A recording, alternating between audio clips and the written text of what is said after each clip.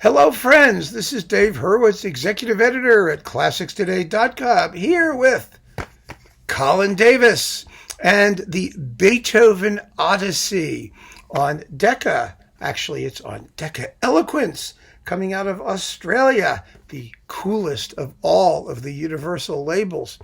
This is really a good set for a lot of reasons. Colin Davis was a wonderful conductor. He really was. And I had the good fortune to know him, at least vaguely, but he was an extremely inconsistent conductor. He was a man of tremendous passion and great spontaneity, and you never really knew what was going to happen. I saw him in many, many concerts, and there was usually one moment when something would fall apart. He would be so wrapped up in the music and so busy conveying what he thought it was expressing. You could see it on his face. You could see it in his features that, he would forget that he was conducting, and things would get messed up for a little while. Then they'd all come back together. You can hear this in his horrible RCA Sibelius cycle, where things just go wrong in a couple of spots. It's not a terrible thing. It's not a crime.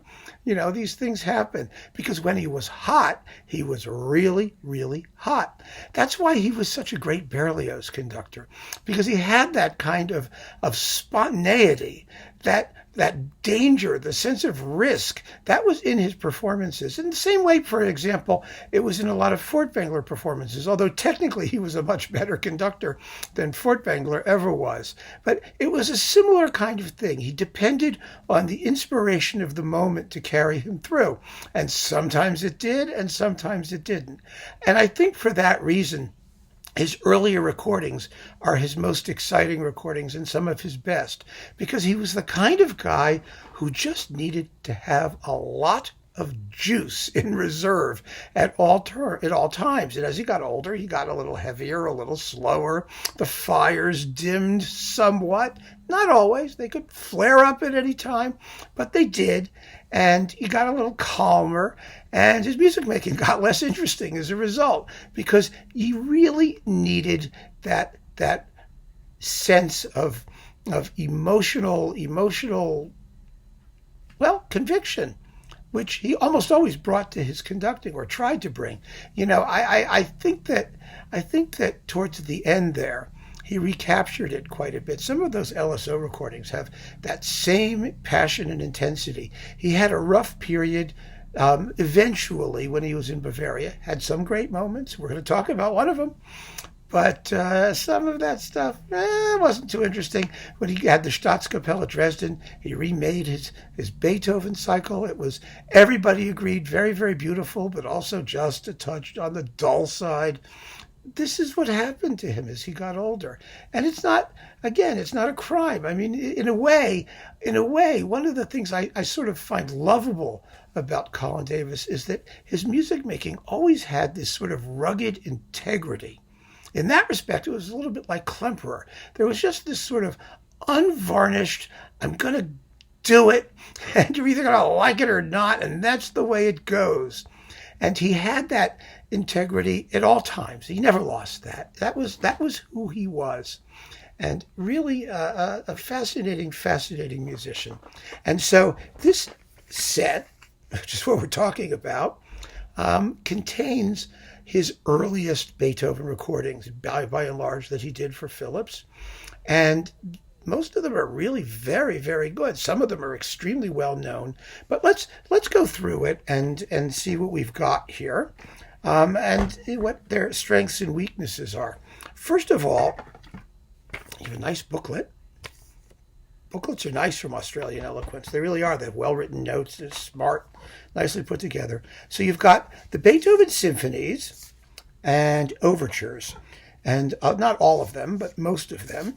And we get, let us see here, it starts out with Symphony number 2 and the Leonora number 3. These are with the BBC Symphony and the London Symphony. And they're really very, very good performances. He gets the orchestras to play well. There are occasionally some moments where things go a little bit slack. In concert, something would go wrong. On recordings where he had to be a little bit more careful, I think, to like not let that happen, things would go a little bit soft or he'd seem a bit distracted. That happens a tad here in the Eroica. In the first movement a little bit, in the finale maybe a little bit. But again, I'm going through these and I'm playing through them again after all these years, zillion years.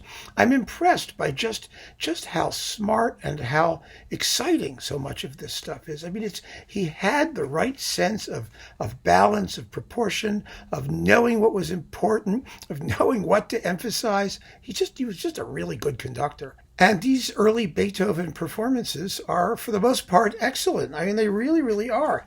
I'm going through them again with such a pleasure. Let's see, what else do we get here? We have two pastoral symphonies.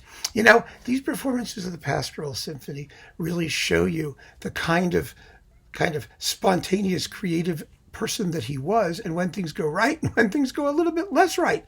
Because in one of them, let's see here, which one is it? Here it is. The one with the BBC takes 4 minutes longer than the later one. Let me see here with the LSO. And most of that, half of that, is in the slow movement. The slow movement can last anywhere from, 10 or 11 or 12 minutes to 14 or 15 minutes. And frankly, once you're over 14 minutes, you're usually in trouble. And one of these is. So the one with the LSO is quite a bit peppier. And even in the first movement has a little more juice to it. And that makes it more exciting. And that, I think, is in a sense Colin Davis in a nutshell. Because you could get very, very wide differences from one performance to the next. He did the seventh 3 times. Would you believe it? And this is the LSO 7th. This has most of the repeats. This has, I think, all the repeats. Whereas his earlier one, the one that people say is his best, the one with the Royal Philharmonic, that's in this box. The Colin Davis icon box on EMI. That does not have all the repeats, but it seems to be, I think it's very close. It's a very close call between those two performances, but it maybe the EMI is just a little bit better because it's a little bit more exciting down the road in the last 2 movements, but they're very good. And best of all, frankly, in this Beethoven cycle is this. This is the 9th he did. He didn't do it in London. He did it with the Bavarian Radio Symphony Orchestra with Helen Donath and Trude Eliza Schmidt and Klaus Koenig and Simon Estes bass. I love this 9th. This is one of the great Beethoven 9ths. It was when he was just starting in Bavaria. There was a real love affair going on between him and the orchestra.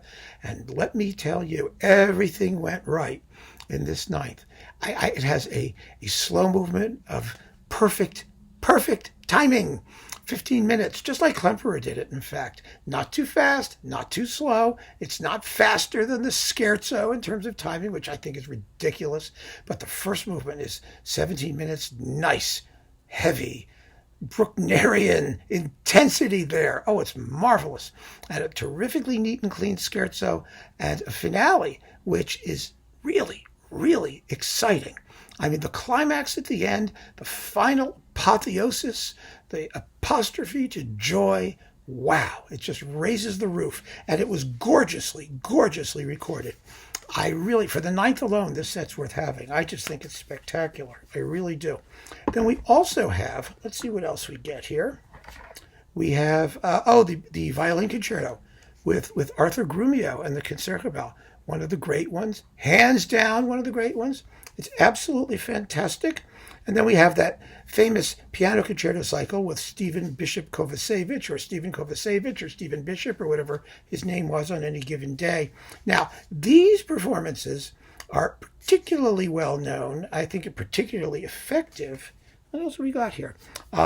Particularly effective for the 4th. That's what I was talking about. The 4th piano concerto. Exceptional 4th piano concerto. Very, very exciting, especially in the finale. I just love that performance.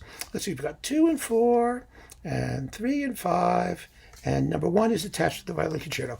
One of the things that makes me hesitant in talking about these is that I've just listened to the whole box, and so I know everything's in there, but it's original jackets, and the original jackets don't correspond to what's on the back. So I'm sitting here looking at these things going, number 3, oh, look, the Pathetique Sonata. Well, you don't get the Pathetique Sonata. And, Beethoven's 8th is coupled with the 4th, but it supposed originally was coupled with the 5th. So if I sound a little bit confused, I am. But I guess if you like original jackets, that's nice to have, even if the contents are over here and in the booklet, of course.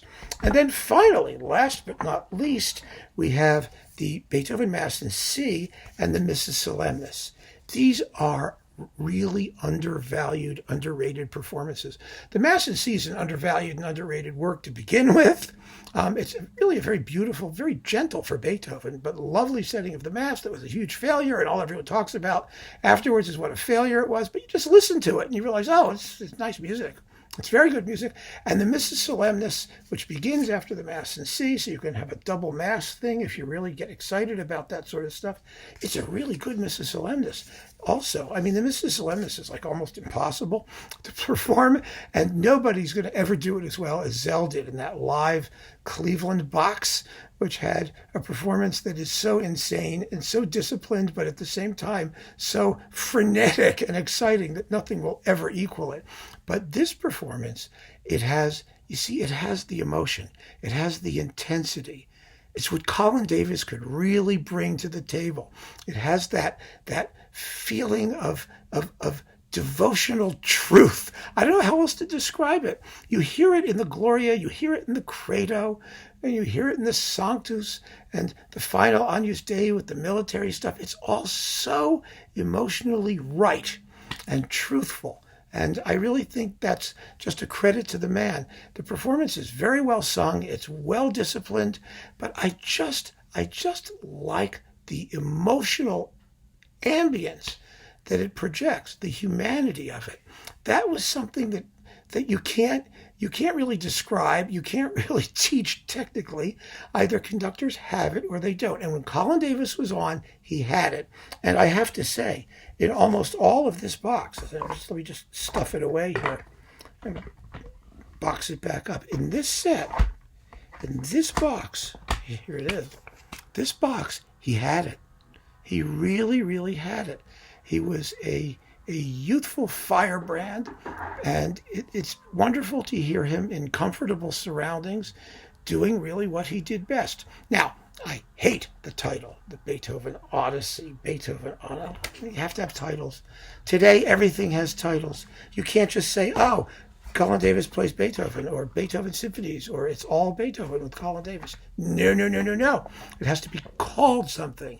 The Beethoven Odyssey, the Beethoven Extravaganza, the Beethoven Journey, the Beethoven Voyage, the Beethoven whatever the hell it is. It's a Beethoven something.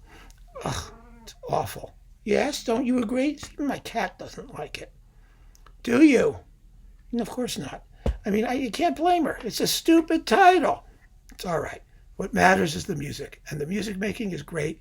Get this. Listen to these early Colin Davis recordings, because like me, we probably haven't heard them in ages, except for the concertos. That concerto cycle's been out and reissued a million times in a zillion different ways. But the choral works and the symphonies, and that Beethoven Ninth, one of the great Beethoven Ninths, has been out of print for decades. You can't gainsay the fact that the guy was really, really good and exciting. And if he didn't always sustain that, like I said, he was only human. He was human, all too human. Who said that? Nietzsche, someone like that. You know what I mean? He had his frailties and his failings. But when he was really doing well, when he was on, he was as great as anybody out there. And there's a lot of that in here. So there you go. The Beethoven Odyssey with Colin Davis. Keep on listening, folks. Thank you for joining me. Take care.